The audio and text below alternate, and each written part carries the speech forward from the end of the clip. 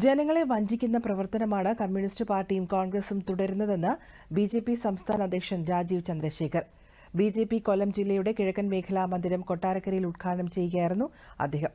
ജനങ്ങൾ ആഗ്രഹിക്കുന്ന മാറ്റം കേരളത്തിൽ കൊണ്ടുവരാൻ എൻഡിഎയ്ക്കും ബിജെപിക്കും മാത്രമേ സാധിക്കുകയുള്ളൂവെന്നും ജനങ്ങൾ അത് ആഗ്രഹിക്കുന്നുണ്ടെന്നും രാജീവ് ചന്ദ്രശേഖർ പറഞ്ഞു.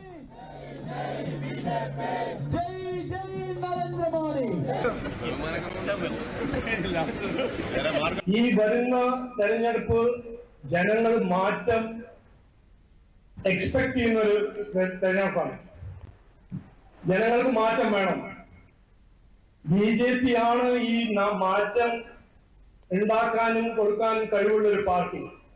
നമ്മൾ അധ്വാനിച്ചാൽ, ഒറ്റക്കെട്ടായിട്ട് ഒരു ടീമായിട്ട് അധ്വാനിച്ചാൽ ഈ ലോക്കൽ ബോഡി ഇലക്ഷനിലും രാജീവ് പറഞ്ഞ 200 വാർഡിലും വരുന്ന അത് കഴിഞ്ഞിട്ട് അസംബ്ലി ഇലക്ഷനിൽ നമുക്ക് നല്ല വിജയം കിട്ടാൻ ഇത് നല്ലൊരു അവസരമാണ്. ഇത് മനസ്സിൽ വെച്ചിട്ട് അധ്വാനിക്കുക, അതാണ് എന്റെ അഭ്യർത്ഥന.